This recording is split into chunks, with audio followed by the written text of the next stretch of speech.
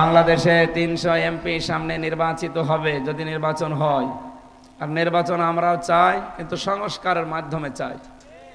কিছু মানুষ মানে জিকিরই আরম্ভ করেছে নির্বাচন নির্বাচন। আরে ভাই, ওটা আমরাও চাই, কিন্তু সংস্কার না করে দিলে হবে? যেই ডিসি যেই এসপি এই ৩ বার নির্বাচন করেছে, সেই ডিসি সেই এসপি এই সাতক্ষীরায় ছিল, তাদেরকে হয়তো এখান থেকে পাঠিয়ে কুড়িগ্রাম দিয়েছে। কুড়িগ্রামেরটা কুষ্টিয়ায়, কুষ্টিয়ারটা কুমিল্লায়। এখানে এর সংস্কার বলে? এই জন্য আমরা চাই সংস্কার হচ্ছে। ১৬২৮ জন মানুষ আছে, জালেম যারা ছিল তাদের দোষর একটাও যেন চেয়ারে না থাকে। খুব তাড়াতাড়ি তাদেরকে চেয়ার থেকে নামিয়ে দেন। ১৫.৫ বছরে যারা বৈষম্যের শিকার ছিল তাদেরকে চেয়ারে নিয়ে এসে বসান। এটা যতদিন পর্যন্ত ফুলফিল না হবে এদেশে কোনো নির্বাচন হবে না। কারণ এদেশে ২৭৩২ জন মানুষ মারা গেল, এদের জীবনের দাম নেই। আপনার জীবন আপনার কাছে যেমন দামি, আবু সাঈদের জীবন এরকম দামি ছিল। বৈষম্যের শিকার হয়ে জীবন দিয়ে গেল, সেটা যদি এখন থাকে। এখনো পর্যন্ত অনেকে বিভিন্ন নাম নিয়ে, দলীয় নাম নিয়ে চাঁদাবাজি করছেন। গত পরশুদিন মাগুরায় করেছেন। মাজলুম সংগঠনের একজন লোক, বাংলাদেশ জামাত ইসলামী, এই মাজলুম মানুষটার কাছে চাঁদা চেয়েছিল, উনি দিতে রাজি হয়নি, ঘর বাড়ি ভেঙে দিয়েছেন। আপনিও দেশের নাগরিক, আমিও দেশের নাগরিক, আপনাকে টাকা দেওয়া লাগবে মানে টাকা কি আপনার বাবার নাকি? সুতরাং এই কাজ যারা করছেন আশা করছি আপনারা থামবেন। এই সমস্ত সংস্কারগুলো না করা পর্যন্ত যদি দেওয়া হয়, ও আগের মতো আবার দিনের ভোট রাতে হয়ে যাবে। কারণ এরাই তো ছিল, এই ১৬২৮ জনই ছিল না? এরাই যদি থাকে, এরা ঠিক ওই কায়দায় করবে। এই জন্য বারবার আমরা আহ্বান জানাচ্ছি, যত তাড়াতাড়ি পারেন এই কাজ করে দেন, কালকেই নির্বাচন দিয়ে দেন, কোনো অসুবিধা নেই। কিন্তু ওই কাজ না করে শুধু জিকির করবেন, সুবহানাল্লাহ আলহামদুলিল্লাহ না বলে শুধু নির্বাচন নির্বাচন, তার মানে আপনার অন্য কোনো একটা ধান্দা আছে। এই কথা বলেন না কেন? এই ধান্দাবাজের জায়গা আর এ বাংলাদেশে নেই। আমরা এমন একটা দেশ সামনে তৈরি করতে চাই, মানুষকে উপহার দিতে চাই।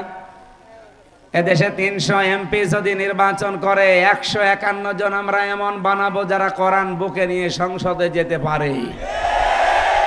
এটা আপনারা চান না? কিন্তু গত পরশুদিন পাপিয়া উনি বক্তব্য দিয়েছে যে কোনো বিশেষ দলের জন্য যদি কেউ ভোট চায়, আলেম ওলামারা, এটা সহ্য করা হবে না। আপনি সহ্য করার কে? আপনাকে কেউ ধরে?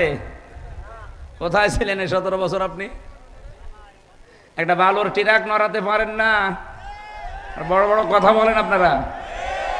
এই জন্য হিসাব নিকাশ করে। আমি বিএনপিকে ভালোবাসি, আমি শহীদ জিয়াউর রহমানকে ভালোবাসি, ম্যাডাম জিয়াকে আমি দোয়া করি তার জন্য সুস্থতার। কিন্তু তার দলের নাম নিয়ে আপনি আলেমদের বিরুদ্ধে কথা বলবেন, কোরআনের বিরুদ্ধে অবস্থান নেবেন, আপনাকে আমি মানি না। মাজলুম একটা দল, তারা আমার সাথে জেলে বহু মানুষ ছিল বিএনপির, কারো মামলা ৩১৩টা। জনাব তারেক জিয়া সাহেবের বন্ধু গিয়াসউদ্দিন মামুন ভাই, তার পিএস মিয়া নুরউদ্দিন অপু ভাই, সব আমার সাথে ছিল একসাথে। আপনি কি তাদের চাইতে বড় বিএনপি হয়ে গেছেন? কয় তারা তো ইসলামের বিপক্ষে, আলেমদের বিরুদ্ধে কথা বলে না। আর আপনারা স্বামী স্ত্রী ২ জন কি আরম্ভ করেছেন? আপনাদের কারণে আর ওই ফজু পাগলার জন্য বদনাম হয়ে যাচ্ছে। আমরা চাই ৩ জনকে পাবনায় পাঠিয়ে মেরামত করা হোক। মেয়েদের মাথা খারাপ হয়ে গেছে। চাঁপাইনবাবগঞ্জে আজকে একজনে বক্তব্য দিচ্ছিল, অবৈধ সরকারের কোলে চড়ে এমপিগিরি করলেন আপনি কয়েক বছর, একবারও হাসির আর রসানলে পড়েননি। অথচ আমার মধ্যে একটা ছোট্ট মানুষ গোনায় ধরে না, ৩টা বছর নষ্ট করে দিল জীবন থেকে। কিছু বললে তো অন্তত আমি বলতে পারি। এক কথা বলেন না কেন? আর আপনার কোনো কিছুই খরচ হয়নি, একটা দিন আপনি কষ্ট করেছেন দেশের জন্যে, দলের জন্যে? মানবতার জন্য কিছুই করেননি। অথচ কোরআন বলেছে ফাইন্না মাআল উসরি ইসরা। আমি আলেমদেরকে বলছি, এটা ভালো করে শুনবেন, হয়তো এভাবে শোনেননি। ফাইন্না মাআল উসরি ইসরা, ইন্না মাআল উসরি ইসরা।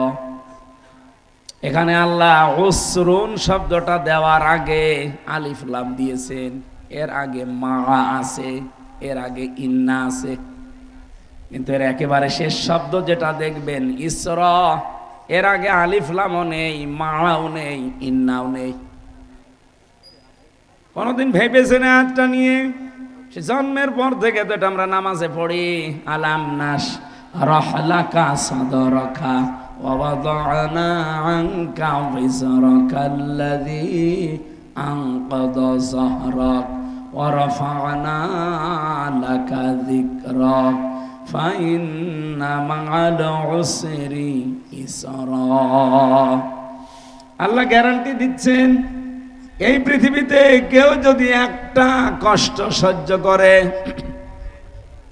এদিকে তাকান, মা'আল উসরি ইসরা, অবশ্যই কষ্টের পরে সুখ। এতটুকু বলে আল্লাহ একবারে তো আয়াত ক্লোজ করে দিতে পারতেন, এটা আবার দ্বিতীয়বার রিপিট করলেন কেন? মুফাসসির ফি জিলালিল কোরআন সাইয়্যিদ কুতুব রাহমাতুল্লাহ আলাইহি উনি লিখেছেন, আল্লাহ পাক এখানে মা এর পরে আলিফ লাম দিয়ে উসরুনকে নির্দিষ্ট করে মারেফা করে জানাতে চেয়েছেন, দুনিয়াতে কেউ যদি একটা কষ্ট সহ্য করে তিনটা কারণে। কয়টা? বুঝতেছেন এ পর্যন্ত? আপনি কষ্ট যদি সহ্য করেন তিনটা কারণে, আর আপনার কষ্ট যদি হয় একটা, মাস্ট বি এই পৃথিবীতে কমপক্ষে 70টা সুখ আপনাকে আল্লাহ ভোগ করাবে।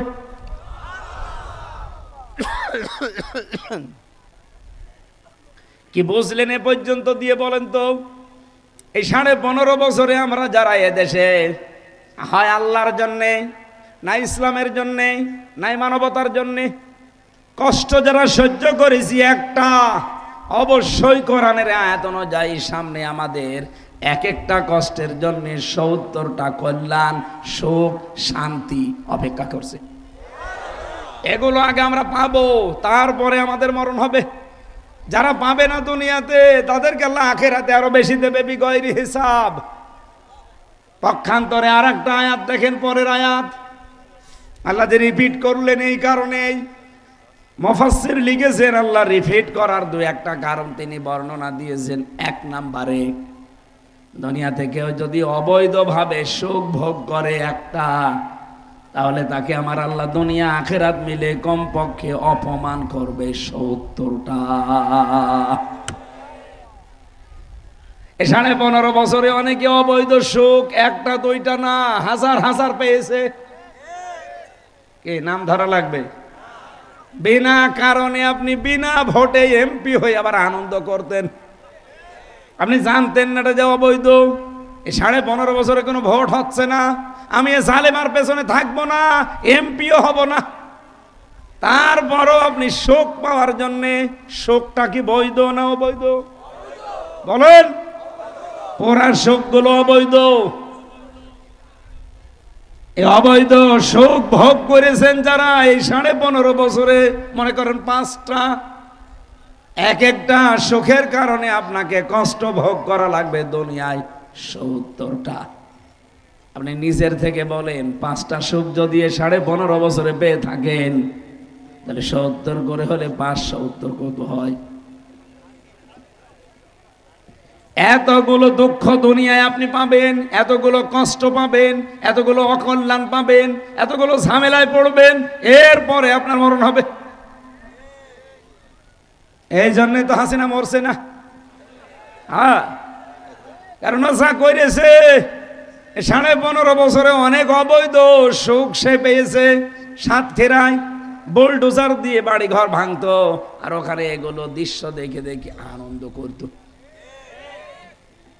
কারণ সাতক্ষীরায় বাংলাদেশে একামতে দিনের মানুষ বেশি, সারা বাংলাদেশ সবাই আমরা জানি, বাংলাদেশে সাতক্ষীরা হচ্ছে দ্বিতীয় ফিলিস্তিন। এটাকে ফিলিস্তিনি বানিয়ে ফেলেছিল, মানুষের বাড়ি ঘর বুলডোজার দিয়ে সব উড়িয়ে দিয়েছে। 2025 সালে ফেব্রুয়ারির 5 তারিখে আল্লাহ পাক ওইটা ঘুরিয়ে আযাবুল বুলডোজার হিসাবে 32 নম্বরে নাজিল করেছে। আযাবের নাম কি? আযাবুল বুলডোজার।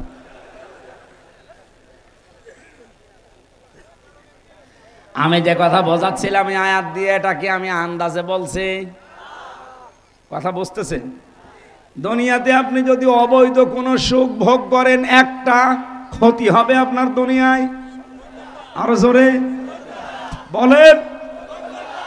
এই এলাকায় যারা পরকীয়া প্রেম করেন, সে ছেলে হোক আর মেয়ে হোক, এর মাধ্যমে যে সুখ আপনি পান, এটা কি বৈধ না অবৈধ?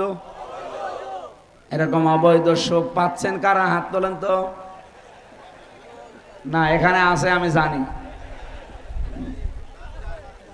যারা এরকম অবৈধ সুখে আছেন, সে নারী হোক আর পুরুষ হোক, এখনই থামেন, এক্ষুনি থামা লাগবে।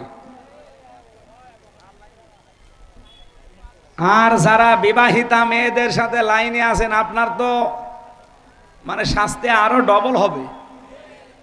বিশেষ করে ভাবির সাথে যাদের লাইন, প্রতিবেশী স্ত্রীর সাথে যাদের লাইন আছে, আল্লাহ আপনাকে ডবল শাস্তি দেবে। কি আপনি যেরকম ঠিক আল্লাহ ওই রকমটা আপনার সাথে মিলাবে। আল খাবিসাতু লিল খাবিসিনা আল খাবিসাতু লিল খাবিসাত। খবিসের জন্য খবিসাত আল্লাহ রেডি করে রেখেছে। দেখেন চাঁপাইনবাবগঞ্জের এই মহিলার স্বামীও আলেম বিদ্বেষী, ও আলেম বিদ্বেষী, দুইটার চরিত্র একরকম। এই জন্য খারাপ মানুষের সাথে আল্লাহ খারাপ মানুষ মিলিয়ে দেয়, ভালো মানুষ যারা তাদের সাথে আল্লাহ ভালো মানুষকে মিলিয়ে দেয়। এক কথা বললেন না? শহীদ আল্লামা দেলাওয়ার হোসাইন সাইদি রহমতুল্লাহ আলাইহে, তিনি যেন তার স্ত্রী ওই রকম, আর ও যেরকম ওর বউ এরকম। এই জন্য যারা অবৈধ এই সমস্ত প্রেম কাহিনীতে আছেন, পরকীয়ায় আছেন, যেহেতু সুখ পাচ্ছেন, আপনি না পাচ্ছেন না, বলেন না কেন? তাহলে এটা কি বৈধ না অবৈধ? একটা অবৈধ সুখ দুনিয়ায় কেউ যদি পায়, কয়টা শাস্তি হবে? আরো জোরে। সুতরাং এই মুহূর্তে এখন থেকে সব ডিলেট হয়ে যাবে অবৈধ জিনিস। এটা রাজি আছেন কারা? দেখি লিল্লাহে তাকবীর। এলাকা তো পরকীয়া প্রেম 180 মাইল বেগে চলছে। এটা বন্ধ করে দেবেন ইনশাল্লাহ। যাদের নাম্বার এরকম আছে, নাম্বার ডিলিট করে দিন, নয়তো শয়তান আপনাকে আবার ধোকায় ফেলবে। এখন হয়তো মাহফিলে এসেছেন, শয়তান আপনার কাছে আসতে পারছে না, ঈমান এত বেড়ে যাচ্ছে, হাত তুলতে বলতে এখন ঠ্যাং তুলে ফেলবে। কিন্তু যে বাড়িতে চলে যাবেন, আবার শয়তান আপনার আশপাশে ঘোরাঘুরি করবে, তখন আবার ওই প্রতিবেশীর স্ত্রী, ভাবি, বিবাহিতা মেয়েদের সাথে আবার আপনার লাইন করার মন তৈরি করবে। তখন আবার অবৈধ সুখ পাবেন, আর শাস্তি ওর জন্য তৈরি হবে কয়টা? আল্লাহ আমাদেরকে হেফাজত করেন, বলেন আমিন। আমরা অনেকে মনে করি এই আয়াতের ভেতরে শুধুমাত্র আল্লাহর ওলিদের কথা বলা হয়। ইয়া আইয়ুহাল্লাযীনা আমানুত্তাকুল্লাহা ওয়া মা'আস সাদিকিন। শোনেন এই আয়াত কোনদিন? আপনি কোন পীর সাহেবকে এখানে নিয়ে এসে বসিয়ে দেন, সে আয়াত আরবিতে পড়বে, আরবিতে পড়ার পরে বাংলা অর্থ করবে, আল্লাহকে ভয় করো ইমানদারেরা, আর কোন মা'আস সাদিকিন, সত্যবাদীদের সাথে থাকো, মানে আল্লাহর ওলিদের পীর সাহেবদের সাথে থাকো। আপনি যদি তাহেরি সাহেবকে নিয়ে সেখানে বসান, এই আয়াত পড়বে ঠিক, আরবিতে বাংলা অর্থ করার সময় শুধু টেনে নিয়ে যাবে বাবার দিকে। আমি বেশি বলছি? এটা বোঝার জন্য আবার যোগ্যতা থাকা লাগবে। এই জন্যই তো আমরা বিভ্রান্ত, কারণ কোরআনের কাছে আমরা নেই, যে যা বলে মনে করি মনে হয় এটাই সঠিক। এই জন্য আমি কিন্তু আয়াত, পারা, পৃষ্ঠা, লাইন, রুকু সব বলে দেই। আপনি দরকার এখানে শোনেন, রেকর্ড করেন, লিখে নেন, বাড়িতে যে তাফসিরের সাথে মিলান। আমার সাথে তাহেরের সাহেবের সাথে কথা যদি মিলে যায় ঠিক আছে, কিন্তু আমার সাথে কোরআনের কথা মিলবে, ওর সাথে যদি না মেলে ওটা ডিলিট করা লাগবে। আর ওর সাথে যদি মেলে, আমারটা মিলছে না, আপনি কালকে আমারে ডিলিট করে দেবেন। এই কথা বলেন না কেন? এগুলো আমরা যদি শুরু করতে পারতাম, এই ভণ্ডদের ভণ্ডামি বন্ধ হয়ে যেত। কেউ উল্টা পাল্টা কথা বলে এদেশে আর পার পেত না। কথা বলেন ঠিক কিনা? আল্লাহ আমাদেরকে ডাক দিয়েছেন, এখানে যারা আমের আসে সবাই না, যারা ইমানদার তারা। তাহলে হাদিস দ্বারা আপনি প্রমাণ পেলেন আপনার ইমান আছে না নেই। ভালো কাজ দেখলে আপনার আনন্দ লাগবেই, আর অন্যায় দেখলে সে যেই করুক, পৃথিবীর যে প্রান্তেই করুক, ভেতর থেকে একটা কষ্ট লাগবে। আজকে আমার যেমন লেগেছে, আর আপনার বাধা আসবে ভেতর থেকে। এটা যদি আসে ফাং তা মুকমিন, আপনি মুমিন, আপনার ঈমান আছে। আর ভালো কাজও ভালো লাগে, অন্যায় কাজও ভালো লাগে, আপনি বুঝবেন আপনার ঈমান প্যারালাইজড হয়ে গেছে। আল্লাহ এখানে ডাক দিয়েছেন প্যারালাইজড যুক্ত ঈমান। বলেন বলেন, নির্ভেজাল ঈমানদারকে আল্লাহ ডাক দিয়ে জানিয়েছেন ইত্তাকুল্লাহ, আমি আল্লাহকে ভয় করো। কাকে? অকুনু মা'আস সাদিকিন, আর দুনিয়ায় যারা সত্যবাদী এদের সাথে তোমরা থাকো। এই যে মা শব্দের ব্যাখ্যা বলছিলাম না, মা শব্দটা কিন্তু একটা আশ্চর্যবোধক শব্দ। এ মা যেখানেই দেখবেন এর আগে পরে অনেক কিছু আল্লাহ লুকিয়ে রেখেছেন। কোরআন শরীফের ভেতরে যেখানেই মা, সেই জায়গা আগে পরে আমি অনেক ব্যাখ্যা পেয়েছি। ইন্না মা'আল উসরি ইসরার ব্যাখ্যা যেমন শুনলেন, একটা সুখ যদি অবৈধভাবে ভোগ করেন দুনিয়াতে অশান্তি পাবেন ৭০টা। একটা দুঃখ যদি দুনিয়াতে পান তাহলে কমপক্ষে সুখ পাবেন কয়টা? বলেন বলেন। আল্লাহ কোনো মা'আস সাদিকিন দিলেন কেন? মা না দিয়ে এখানে অন্য আর একটা আরবি আছে, ওইটা দিতে পারতেন। মা মানেও সঙ্গে, এরপরে আর একটা আরবি আছে সঙ্গের।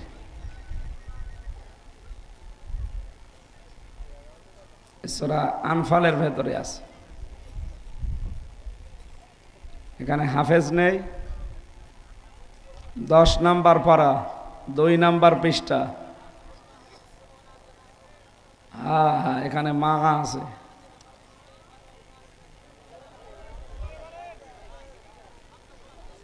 ও যেভাবে বলছে,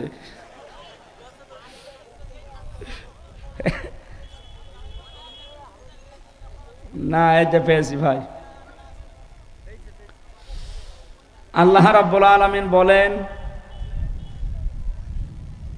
ওয়াইদ সাজ্জানা লাহুমুশ শাইতানু আ'মালাহুম আকালা লা গালিবা লাকুমুল ইয়াওমা মিনান নাসি ওয়া ইন্নী জারুল লাকুম। এই যে জারুল লাকুম, আমি তোমাদের প্রতিবেশী স্বরূপ, তোমাদের সঙ্গে আছি। মা মানেও সাথে, সঙ্গে। জারুন শব্দের শাব্দিক অর্থ সঙ্গে, সাথে। আল্লাহ এই জায়গায় যদি মা না দিয়ে জার শব্দটা লাগিয়ে দিতেন, মা দিয়ে আমি প্রায় 9টা অর্থ এখানে বের করতে পেরেছি তাফসিরে। খুব ভালো করে খেয়াল করে শুনি। আমাদের ভেতরে ভ্রান্ত ধারণা দূর করার জন্য আজটা আমি আজকে পড়লাম, না পড়তাম না। আল্লাহ বলেন আল্লাহকে ভয় করবা, আর দুনিয়াতে যারা সাদিকিন তাদের সঙ্গে থাকবা। সাদিকিন কারা? সাদিকিন আমরা মনে করি যারা সত্য কথা বলে এরা সাদিকিন, এরা সত্যবাদী না। শুধু সত্য কথা বললেই সত্যবাদী হওয়া যায় না। হযরতে আবু বকর সিদ্দিক রাদিয়াল্লাহু তাআলা আনহু, তাকে সিদ্দিকে আকবর বলা হয়, সবচাইতে বড় সত্যবাদী। উনি কি শুধু সত্য কথা বলার কারণে সত্যবাদী? উনি সত্যকে সত্য জানার পরে কোনো প্রশ্ন ছাড়াই মেনে নিয়েছিলেন, এই কারণে তিনি সিদ্দিক আকবর। রাসূলের কাছে এসে বললেন, হে নবী, আবু জেহেল আমাকে এই কথাগুলো বলছিল, আপনি কি সত্যি মেরাজে গিয়েছিলেন, 27 বছর কাটিয়েছেন? বলে হ্যাঁ। হযরতে আবু বকর বলে, হুজুর আমি 100% বিশ্বাস করে ফেলেছি। সঙ্গে সঙ্গে নবীজি বললেন যে কথা বলতে গিয়ে আমার আল্লাহ পর্যন্ত আশ্চর্য হয়ে গেছে। তোরা কোরআন শরীফে কোনো কথা বলতে গিয়ে আল্লাহ নিজে আশ্চর্য হয়েছে আমি পাইনি, কিন্তু এইটা বলতে গিয়ে সুবহানাল্লাযী আসরা বিআবদিহি লাইলাম মিনাল মাসজিদিল হারামি ইলাল মাসজিদিল আকসা। আয়াতটা বলার আগে আপনি দেখবেন কি সুবহান, কি সুবহান আল্লাহ মানুষ কখন বলে? কোনো আশ্চর্য জিনিস দেখলে। আল্লাহ নিজেই যেন ঘটনার কথা বলতে গিয়ে আশ্চর্য হয়ে গেছেন, এই জন্য আয়াত শুরুই করেছেন সুবহান দিয়ে। সুবহান আল্লাহ বলতে পারেন না? এত বড় আশ্চর্য ঘটনা যে 27 বছর পার হয়ে গেছে, এখনো অসুর পানি গড়িয়েই যাচ্ছে। 27 বছর পার হয়ে গেছে, এখনো পর্যন্ত দরজার শিকল নড়তেছে, বিছানা এখনো ওইরকম গরমই আছে। 27 বছর পার হয়ে গেল, অথচ এত কিছু ঘটেছে। বিশ্বনবীকে আল্লাহ এই 27 বছরে তার ল্যাবরেটরিতে বসিয়ে, গবেষণাগারে বসিয়ে 27টা জিনিস পরীক্ষা স্বরূপ তাকে দেখিয়েছিলেন, আর 14টা জিনিস তাকে শিখিয়েছিলেন। দেখানো আর শিখানো, শুধু দেখলে আপনি শিখতে পারবেন তা না। এই পৃথিবীতে বিশেষ করে আমাদের এই আধুনিক জামানায় আমরা যারা বাংলাদেশে 18 থেকে 35 বছরের মানুষ আছি, নারী আর পুরুষ, আমাদেরকে এখন শুধু শোনালেই হয় না, এখন ওইটা দেখানো লাগে। হাসিনা আমাদেরকে শুধু শুনিয়েছিল 15.5 বছর যে উন্নয়নের রোল মডেলে যাচ্ছি আমরা, আমাদেরকে শুনিয়েছিল, আমরা হয়েছি এখন ডিজিটাল, আমরা এখন স্মার্ট, কিন্তু বাস্তবে যে দেখছি সব টাল হয়ে গেছে। কথা বলে না কেন? কত মিথ্যা কথা ছড়িয়েছে আমাদের সামনে, আপনি দেখেছেন। বক্তব্য দিলেই বলতো যে আমি আমার জন্য কিছুই করি নাই, আমার ছেলে মেয়ের জন্য কিছু করি নাই, অথচ এখন সব প্রমাণ পাওয়া যাচ্ছে। জয় কত টাকার মালিক, বলছে ওদের আমি শুধু লেখাপড়া শিখিয়েছি। আপনার বোন কত টাকার মালিক, আপনার মেয়ে কত টাকার মালিক। শুধুমাত্র পাবনা, এটা সাতক্ষীরা না, পাবনার রূপপুরে যে পারমাণবিক কেন্দ্র, ওখান থেকে ৭৬,০০০ কোটি টাকা ওনার ছোট বোন নিয়েছে। একটা প্রকল্প থেকে যদি ৭৬,০০০ কোটি টাকা নেয়, বাংলাদেশে আরো কত বড় বড় প্রকল্প আছে। বলেন তো কত টাকা মারতে পারে একজন, আর বলতো আমরা কিছুই করি না। সাতক্ষীরাবাসী যে কথাটা তুলেছিলাম, আল্লাহ যেটা বলতে গিয়ে আশ্চর্য হয়ে গেলেন, বিশ্ব নবী মুহাম্মদ রাসূলুল্লাহ পর্যন্ত নিজেও আশ্চর্য হয়ে গেছে যে কি করি এই বিশাল সফর করে আসলাম। অথচ হযরতে আবু বকর বলেন, হে নবী, আবু জেহেল আমাকে যখন শোনাচ্ছিল আপনাকে পাগল বলার জন্যে, তা আমি বলেছি নবী যদি বলে নদীর পানি সারা জীবন এদিকে যায়, আজকে হঠাৎ করে এদিকে যাচ্ছে, 1 সেকেন্ডও দেরি হবে না আমার বিশ্বাস করতে। বিশ্বনবী ওই দিন ডাক দিয়ে বলেছিলেন, আবু বকর, এত বড় কঠিন সত্যকেও তুমি বিনা প্রশ্নে নির্দ্বিধায় বিশ্বাস করে নিলে, তোমাকে তো আমি খালি হাতে ফেরত দিতে পারি না। আজকে থেকে তোমার নামের আগে একটা লকব লাগিয়ে দিলাম, তুমি শুধু আবু বকর না, তুমি আবু বকর সিদ্দিক। তিনি সত্যকে সত্য বলে গ্রহণ করার কারণে হয়েছিলেন সিদ্দিক। আর বাংলাদেশে আমাদেরকে চোখে আঙ্গুল দিয়ে সত্য কোনটা দেখিয়ে দিলে অনেকে মানতে চান না। নবীজি বলেন, ফাত্তাবিউস সিয়াদা আল আযম। এদিকে তাকান, তিরমিজি শরীফের হাদিস, ফাত্তাবিউস সিয়াদা আল আযম। এই পৃথিবীতে যেই দলটা তোমরা দেখবে যে ইসলাম কায়েমে নিকটবর্তী, মাস্ট বি তাদেরকে তোমরা অনুসরণ করবা, সাহায্য করবা, সহযোগিতা করবা। বাংলাদেশে এখন 49টা রাজনৈতিক দল নিবন্ধিত, আর বাকি সব মিলে প্রায় 73টার উপরে। আপনি যত রাজনৈতিক দল বলেন, ধর্মীয় দল বলেন, জেনারেল দল বলেন, বাংলাদেশে ইসলাম কায়েম করে টিকিয়ে রাখতে পারে এরকম একটা দল আপনি নিজেও জানেন, যাদের সব দিক থেকে যোগ্যতা আছে, যাদের আদালতে লোক আছে, প্রশাসনে লোক আছে, মসজিদে লোক আছে, বিচার ব্যবস্থায় লোক আছে, সব জায়গাগুলো যারা চালাতে পারে এরকম যোগ্যতা সম্পন্ন মানুষ আছে। আপনি নিজে জানার পরও তাদের সাপোর্ট তো দেন না, পেছনেও থাকেন না, আরো উল্টা পাল্টা ফতোয়া দিয়ে কি করে কালার করা যায় সেই চেষ্টায় থাকেন।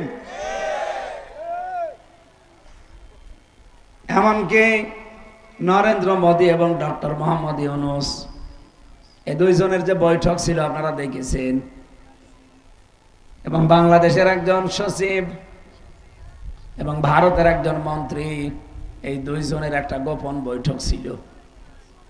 এই দুইটা বৈঠক থেকে তার পরের দিন বাংলাদেশে আপনারা দেখেছেন একটা মিছিল হচ্ছিল যে জামাত শিবির রাজাকার, এই মুহূর্তে বাংলা ছাড়।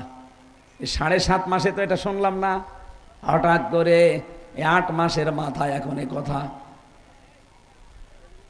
তার মানে এখানে গোপন ষড়যন্ত্র হচ্ছে। এই দেশ থেকে ইসলামিক তামাদ্দুন, ইসলামের বিধিবিধান এই দেশে যারা প্রতিষ্ঠা করার অগ্রণী ভূমিকায় আছে, আপনারা যদি নাও চেনেন, বাতিলরা চিনে ফেলেছে। ইমাম ইবনে তাইমিয়া রাহমাতুল্লাহ আলাইহি বলেন, তুমি যদি হক দল কোনটা চিনতে নাও পারো, বাতিলরা কাকে টার্গেট করে এইটার দিকে তাকাবা, কারণ তুমি চিনতে না পারলেও বাতিলরা কিন্তু ভালো করে জানে। এতগুলো দল ইসলামী জেনারেল, কই কোন দলের নামে তো কোনো স্লোগান দেশে হয় না। এটা হয় কেন? অবশ্যই এর পেছনে কোনো ইন্ধন আছে। এই দাদা বাবুরা 54 বছর ধরে ধরে এই মিথ্যা কথাগুলো ছড়িয়েছিল, এখনো পর্যন্ত তারা বসে নেই। এই জন্য আমরা দেখতে পাচ্ছি সূক্ষ্ম ষড়যন্ত্রের মাধ্যমে ইসলামী আন্দোলন, বিশেষ করে একামতের দিন যারা কায়েম করতে চায় দেশে, এই মানুষগুলোকে তারা মাইনাস করার জন্য গোপন ষড়যন্ত্র করছে। কোন ষড়যন্ত্র বাংলার জমিনে, অন্তত এই দেশে যারা একামতে দিনের নেতা কর্মী আছে, সফল হতে দেবে না। সফল হতে দিলে 54 বছরে সফল হয়ে যেতেন। এই কথা বলেন না কেন? কারণ আমরা কোরআনকে 100% বিশ্বাস করি। আল্লাহ যেহেতু মাল ও শ্রী ইসরা দিয়েছেন, যে একটা কষ্ট যারা আল্লাহর জন্যে, রাসূলের জন্যে, মানবতার জন্যে সহ্য করবে, তাদেরকে আল্লাহ 70টা সুখ দেবে। আমরা 15.5 বছরে একটা না, হাজার হাজার কষ্ট অলরেডি সহ্য করে ফেলেছি। এই কথা বলেন না কেন? আল্লাহর কথা আল্লাহ ঠিক রাখবে না? ওয়ালা সাউফা ইউতিকা রাব্বুকা ফাতারদা, অবশ্যই অতি শীঘ্রই, লাম একটা সাউফা, অবশ্যই অতি শীঘ্রই আপনাকে আমি এমন কিছু দেব যাতে আপনি খুশি হয়ে যাবেন। ওয়ালা সাউফা ইয়ারদা, অতি শীঘ্রই আপনাকে আমি এমন কিছু দিতে যাচ্ছি যে আপনি রাজি হয়ে যাবেন। সেই দৃশ্য এখন সামনে আসতেছে। যত ষড়যন্ত্র হোক, দেশীয় আন্তর্জাতিক ভাবে, সব মোকাবেলা আল্লাহ করবে। এই জন্য একটা দোয়া পড়বেন, আল্লাহুম্মা ইন্না নাজআলুকা ফি নুহুরিহিম ওয়া নাউযু বিকা মিন শুরুরিহিম। হে আল্লাহ, আমার দেশের বিরুদ্ধে, আমার দলের বিরুদ্ধে যত ষড়যন্ত্র হচ্ছে, সব কিছুর মোকাবেলায় আমি তোমাকে রাখলাম। সব কিছুর মোকাবেলায় আল্লাহকে আমরা রাখলে উনি ষড়যন্ত্রের মোকাবেলা করতে পারবে না। বলেন বলেন। মুসা আলাইহিস সালামের বিরুদ্ধে ষড়যন্ত্র করেছিল, আল্লাহ নিজে বলেছেন আসমাউ ওয়া আরা, আমি দেখতে পাচ্ছি, আমি শুনতে পাচ্ছি। আমার তো মনে হচ্ছে এখন বাংলাদেশের মানুষেরা, বিশেষ করে এই দেশে যারা ইসলামকে কায়েম করতে চায়, তাদের যে স্যাক্রিফাইস, তাদের যে কষ্ট, আমি তো নিজে দেখেছি ভেতরে থেকে। এই মানুষগুলোর কষ্ট আল্লাহ বৃথা যেতে দেবে না। অবশ্যই 70টা না দিলেও 10টা উপকার করবে। আর সেই 10টার ভেতরে 1 নম্বরে দেশে আল্লাহ ইসলাম কায়েম করে আমাদেরকে দেখাবে। এটাকে আমি বানালাম, এটা আছে সূরা কসস 20 নম্বর পারা 4 নম্বর পৃষ্ঠা 14 নম্বর লাইনের 5 নম্বর আয়াতে আছে। আল্লাহ রাব্বুল আলামিন বলেন, নুরিদু আন্না মুন্না আলাল্লাযিনা ইসতুদঈফু ফিল আরদ ওয়া নাজআলাহুম আইম্মাতাও ওয়া নাজআলাহুমুল ওয়ারিসিন। হে নবী, আপনি আপনার উম্মতদেরকে কিয়ামত পর্যন্ত এই কথাটা শুনিয়ে দেন, ও নুরিদু, আমি আল্লাহ নিজেই ইচ্ছা করলাম। কে? আসতে বলেন। এই ইচ্ছা কি হামজার? কার? আল্লাহ বলেন আমি ইচ্ছা করেছি, এটা ফাইল আল্লাহ নিজে। আন্না মুন্না, মুন্না মানে অনুগ্রহ করা, দয়া করা। আমি ইচ্ছা করলাম যে দয়া করব। আলাল্লাযিনা আস্তাদঈফু ফিল আরদ, এই জমিনে একটা দলকে ফেরাউন দুর্বল করে রেখেছিল, সেই দলের উপরে আমি দয়া করব, অনুগ্রহ করব। সেই দলের নাম মুসা আলাইহিস সালামের দল। কথা বলেন না কেন? আপনি আজও তাকান, হাজার হাজার বছর পর বাংলাদেশে কত দল আছে, বাতিলদের টার্গেট শুধুমাত্র একটা দল। এক কথা বলেন, বিভিন্ন রূপ সুরত নিয়ে তারা টার্গেট করে করে এই দলকে কি করে মাইনাস করা যায়, কি করে মাইনাস করা যায়, শুধু ধান্দা তাদের এই। বিভিন্ন পীরকে টাকা পয়সা দিয়ে তারা লাগিয়ে দেয়। এই যে মাইজ ভান্ডারীকে লাগিয়েছিল, এক কথা বলছেন না?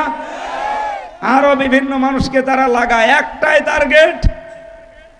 ওই মুসা নবীর দলকে যেমন টার্গেট করেছিল ফেরাউন, আর এই নব্য ফেরাউন, লেডি ফেরাউন, এরাও টার্গেট করেছে শুধুমাত্র একামতে দিন যারা পালন করে তাদের।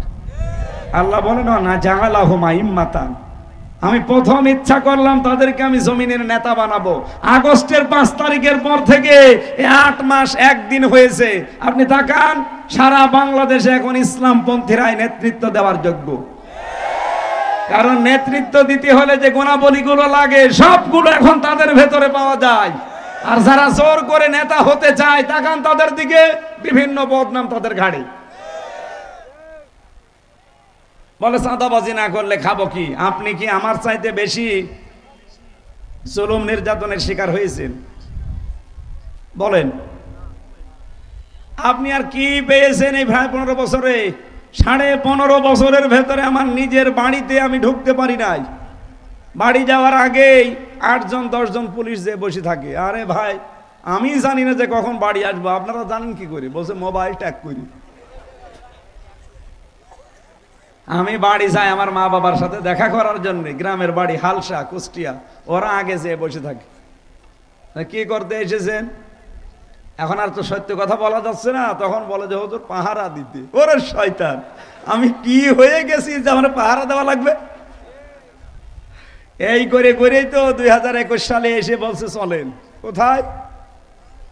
চক তো বাধা ছিল প্রথমে, আমি তো জানি না কোথায় নিয়ে যাচ্ছে। 1-1.5 কিলোমিটার যাওয়ার পরে বললাম কোথায় নিয়ে যান? আপনারা কি কুষ্টিয়ায় নিয়ে যাচ্ছেন না ইবি থানায় নিয়ে যাচ্ছেন? বলছে না, উপরে। উপরে কোথায়? কিছুই বলে না। পরে মনে হইলো যে উপরে মানে একেবারে ওই সেই লেডি ফেরাউনের কাছে। পরে শুনলাম যে আমার মাটির নিচে রেখেছিল 10 দিন, ওই যে রিমান্ডে আয়না ঘরে। ওটা মিনিটা, আর বিগটা তো আরো কঠিন। আমাকে ধরার পরেই বাবার কাছ থেকে বললো যে 10 লাখ টাকা দেন, নাই তো আমরা 50টা মামলা দেব। বাবা আমার কৃষক মানুষ, এখানে ওখান থেকে ধার মার করে ওরা টাকা পূরণ করেছে, কিন্তু শয়তানরা কথা ঠিক রাখে নাই, টাকাও নিয়েছে, মামলাও দিয়েছে। এরপরে 3টা বছরে 30 বার আমার মামলাটা তোলা লেগেছে, সিএমএম কোর্ট, জজ কোর্ট, হাইকোর্ট। একবার যারা মামলা খেয়েছে জিজ্ঞাসা করেন তো, এই 3টা কোর্ট পার হতে কমপক্ষে 1 লক্ষ টাকা তো আপনার লাগবে, যদি আপনি সঠিকভাবেও যান। কারণ যারা আছে সব তো হাঁ করে আছে, কোর্টের বারান্দার ইট পর্যন্ত টাকা চাই, আর বাকি তো চাই। 3 বছরে ধরে 30 বার মামলাটা ওঠে, জামিন দেয়নি, টাকাগুলো সব লস না? আমি, আপনারা জানেন যে আকিস গ্রুপে চাকরি করতাম খতিব হিসাবে, ওই শয়তানরা আকিস গ্রুপের কাছ থেকেও 32 লাখ টাকা খেয়েছে। এই সব মিলে পঙ্গু করে দিয়েছে আমার বাবারে, আমারে। কই এই 8 মাস 1 দিন চলছে, আমি তো এক জায়গায় চাঁদাবাজি করলাম না যে আমার যা হয়েছে এগুলো আমি ফেরত চাই। আমি হানিফ সাহেবের বাড়িতে যেয়ে বলতে পারতাম না যে আমার টাকাগুলো ফেরত দেন, ইনোর বাড়ি যেয়ে বলতে পারতাম না যে টাকা ফেরত দেন, না আপনার বাড়ির ফ্যান খুলে নিয়ে যাব। কিন্তু আপনারা কি আমার যাতে বেশি হারালেন? চাঁদাবাজি করেন কোন কারণে? আপনি যে নেতা হবেন মানুষের মন থেকে তো উঠে যাচ্ছেন। আপনাকে বাঁচার জন্য বলছি ভাই, আমি আপনার শত্রু না। কিছু উচ্ছৃঙ্খল মানুষের কারণে এই মাসলুম দল বিএনপিরও বদনাম হয়ে যাচ্ছে। কারণ শহীদ প্রেসিডেন্ট জিয়াউর রহমান, আমি লোকটার জন্য দেখেছি কাবা শরীফের পাশে এই যে আরাফাতের ময়দান, যেটা এখানে আমি ছিলাম 16 সালে, এর পাশে মসজিদে নামিরা আছে, যারা হজ করেছে তারা জানে। এই মসজিদে খুতবা দিচ্ছিল ইমাম সাহেব, কাবার ইমাম দোয়া করছিল, আরবিতে বলছিল যে আল্লাহ, শহীদ জিয়াউর রহমানের কবরটা তুমি জান্নাতুল ফেরদাউস বানিয়ে দাও, আর তাকে তুমি ছায়া দিয়ে আগলিয়ে রাখো। বাংলা অর্থ এইটা হয়। উনি আরবিতে দোয়া করছিলেন। চিন্তা করলাম, সে শহীদ জিয়ার নামে দোয়া করছে, এর আগে আবার শহীদ বলে কেন? আমি ভেবে দেখলাম এমনি বলে নাই, হাজার হাজার নিম গাছ লাগিয়ে হাজিদের মাথার উপরে ছায়ার ব্যবস্থা করে দিয়েছে। তারা মানুষের মাথার উপরে ছায়া দিয়েছে, আর আপনি মানুষের মাথার ছায়া কেড়ে নিচ্ছেন। আপনি জিয়ার দলের লোক। জিয়াউর রহমানের আদর্শ যদি মেনে রাজনীতি করতে চান, বাড়িতে আলু ভর্তা আর ডাউল থাকা লাগবে। আর আপনার বাড়িতে কি কিসের ভণ্ডামি করেন আপনি? এই বাংলাদেশে 54 বছরের সবচেয়ে বেশি জুলুম, অত্যাচার, নির্যাতনের শিকার জামাত ইসলামী আর ইসলামী ছাত্র শিবির। সাদাবাজি যদি জায়েজ থাকে তাদের জন্য জায়েজ হবে। তারা আজ পর্যন্ত একটা টাকা কোনো জায়গায় 8 মাস 1 দিন পার হচ্ছে, একটাও চাঁদা চাইনি। আর আপনি চাঁদা চান মানে? আর এই কথাগুলো বলতে গেলে আপনি শত্রু ভাবেন। এই জন্যই তো মিজান আসারিয়ে বলেছিল, একদল খেয়েছে আর একদল রেডি হয়ে আছে।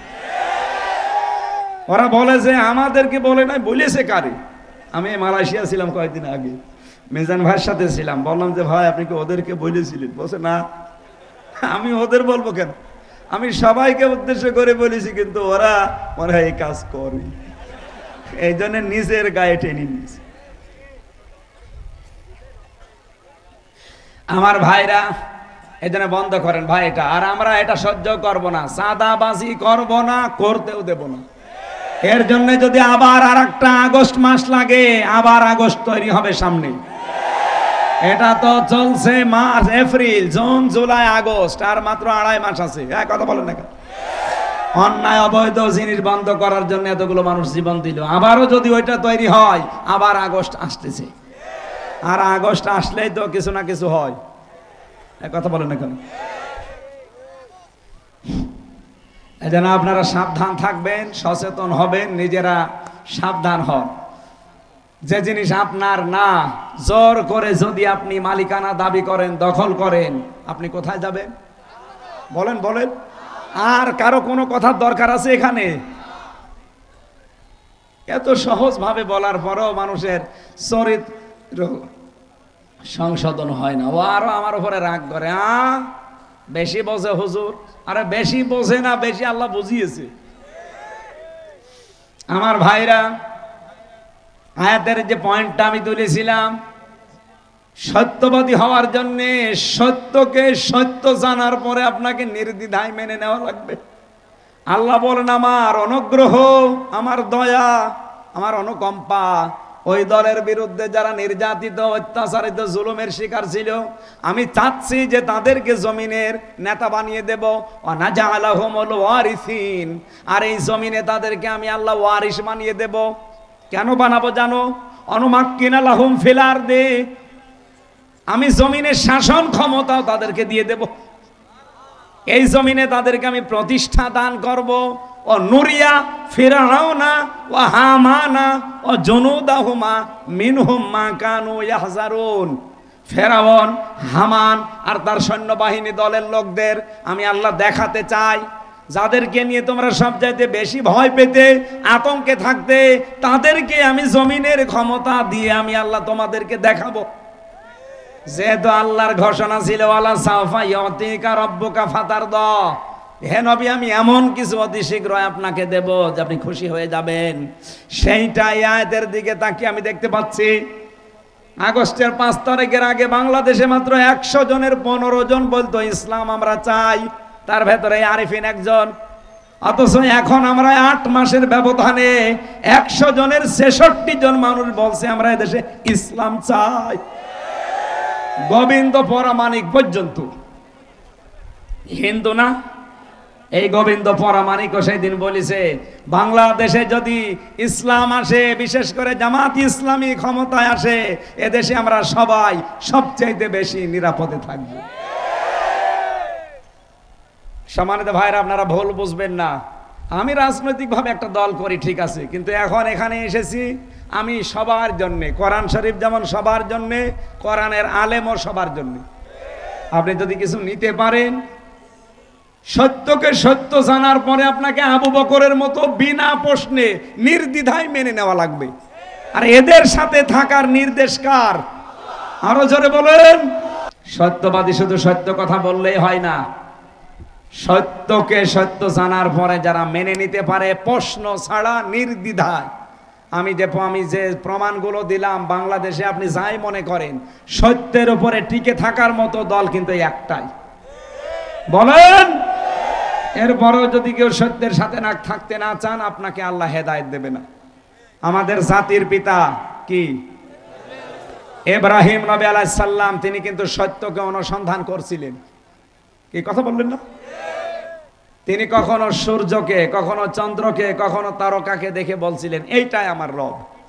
সর্বশেষ সবগুলো যখন ডুবে যায়, তিনি বললেন না, যেগুলো ডুবে যায় ওগুলো আমার রব হতে পারে না। ইন্নী ওয়াজ্জাহাতু ওয়াজহিয়া লিল্লাযী ফাতারাস সামাওয়াতি ওয়াল আরদা হানিফা ওয়া মা আনা মিনাল মুশরিকিন। আমি আজ আমার চেহারাকে ঘুরিয়ে দিলাম, যিনি আসমান আর জমিনের উদ্ভাবক, হানিফা, আমি একনিষ্ঠভাবে আসলাম, ওয়া মা আনা মিনাল মুশরিকিন, আমি মুশরিক না।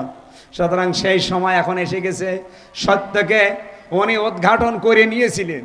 আর আমাদেরকে এই দেশে আলেমরা সত্যকে সত্য চোখে আঙ্গুল দিয়ে দেখিয়ে দেয়, তারপরও আপনি মানতে চান। আল্লাহ, তুমি আমাদেরকে সহজভাবে ইব্রাহিম নবীর মতো সত্যকে আমরা যদি পেয়ে যাই, 100% হানিফা, একনিষ্ঠভাবে মেনে চলার তৌফিক দাও। বলেন আমিন। আরো জোরে বলেন আমিন।